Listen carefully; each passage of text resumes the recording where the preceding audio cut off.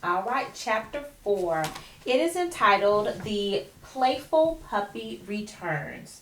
The room was already getting light, so I knew there was no time to waste. I jiggled the lock that doesn't lock on my cage. The door swung open. I was about to scurry over to the wheel to repair the bell when Richie's mom knocked on the door. Richie, time to get up, she called out. I hurried back to my cage as fast as my small legs could carry me. After all, if I ever get caught outside my cage, someone might fix my lock that doesn't lock. Then I could never get out and help my friends again. Just as I closed the door, Richie jumped out of bed. He yawned and said, "Hi, Humphrey." "Good morning," I squeaked to him politely. He came over to look at my wheel. "I wish I could get that thing to ring," he said. His mom called from down the hall.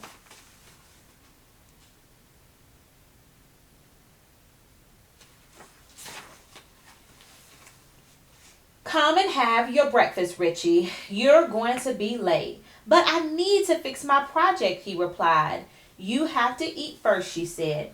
Richie sighed and left his room. I knew if he was eating breakfast, he'd be gone for a while. I opened the door to my cage again and hurried over to the wheel. It wouldn't take long for me to loosen the string so that the bell would ring. Suddenly, I heard pitter-patter of paws on the floor. I looked up and saw that Richie had left the door open. Poppy was headed straight toward me. "Go away, Poppy," I squeaked. She hopped on the chair and stared at me across the desk. I could see her shiny teeth, and this time I didn't have my cozy cage to protect me. I glanced around and saw a pile of paper clips on the desk. I threw a few of them at her nose, hoping to scare her away.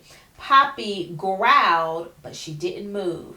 Then I remembered that Otto said that she likes to play ball.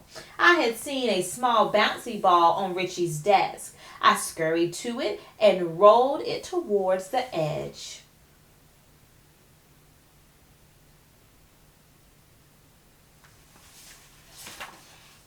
"Here, Poppy, go fetch the ball," I squeaked. The ball rolled off the side of the desk and across the floor. While the pup chased, I worked on loosening that string. To my surprise, the puppy came right back with the ball in her mouth. She hopped on to the chair and set the ball on the desk. "Woof, woof," she barked. Poppy still wanted to play, but now the ball was very close to her mouth. I took a quick look around the desk and grabbed a small ruler. Using it kind of like a bat, I swung it and hit the ball hard. This time, the ball rolled so much further away that Poppy had to chase after it.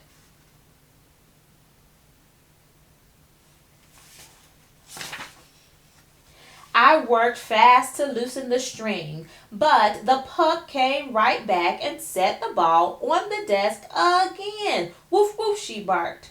Her shiny white teeth looked so sharp, sharp, sharp.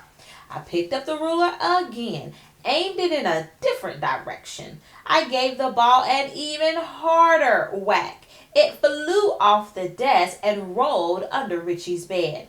I heard Poppy's paws racing across the floor, but I didn't stop to watch her. Instead, I stood up on my back paws and gave the string a good tug with my front paws.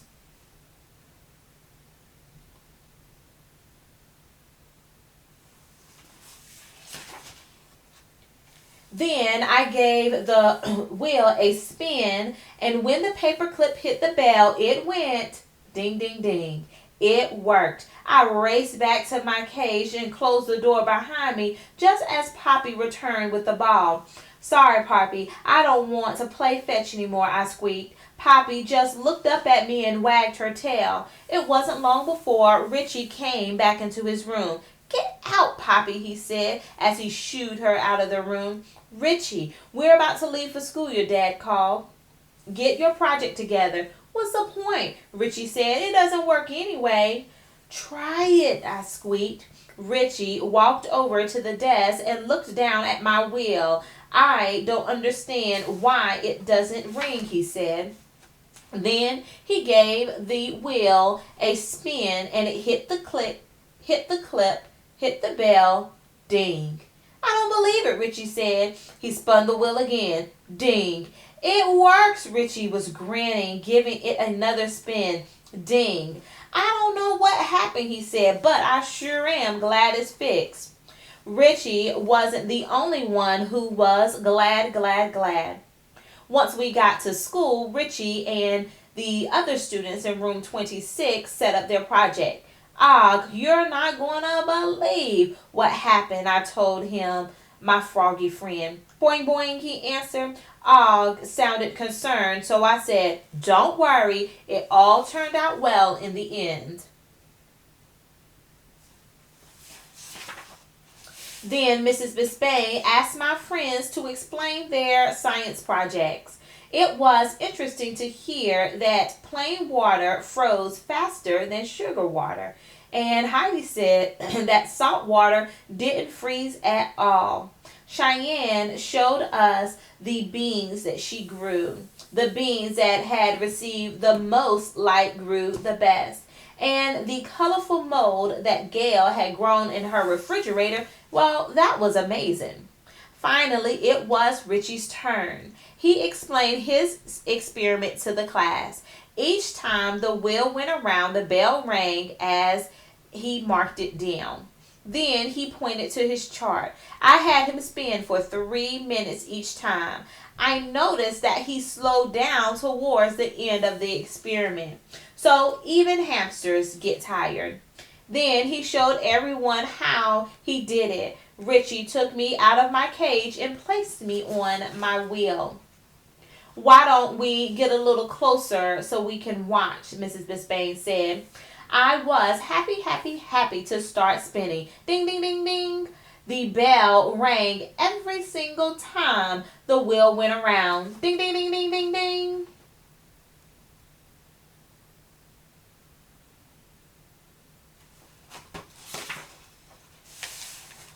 Look at him go, lower your voice, AJ shouted. Golden Miranda cheered me on too. Faster, Humphrey, faster. When 3 minutes was up, Richie stopped the wheel. That's it, Humphrey, he said. You've done a wonderful job, Richie, Mrs. Bisbane said. I looked up at Richie. He had a huge smile on his face. I think I had a huge smile on my face, too. Some humans think that hamsters don't smile, but we really do. Good job, Kurt told Richie. But I still think you should have turned Humphrey into a monster. I like Kurt a lot, but I didn't agree with him.